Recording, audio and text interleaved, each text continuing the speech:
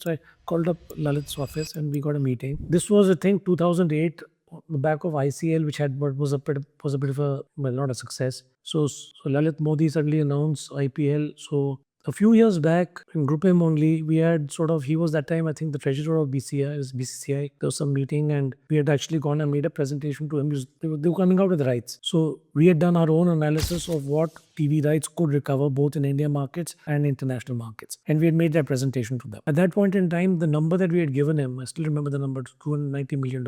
He used that as a, he said, fine, thank you very much. He took that number and he put 325 as the reserve price.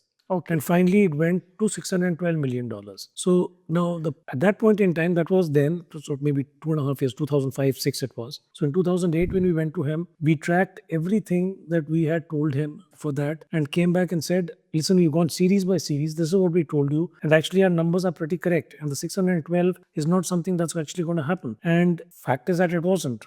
And we said this time around, when it comes to IPL, you got to be careful because whatever you get from TV rights has now got to be also distributed amongst 8 team owners in those days. So at that point in time, I said, it's a double whammy. So he said, don't worry, I'm actually covered by a revocable bank guarantee, but I like the way you think. So this was proactively, we went to him. He just announced it. I remember in those days, there were two guys, Sundaraman and Ajit Varghese. Ajit Varghese is now my successor CEO in Madison. Oh, and of course, we worked together so long in GroupM. The other guy, Sundaraman, he was managing part of Mindshare at that point in time.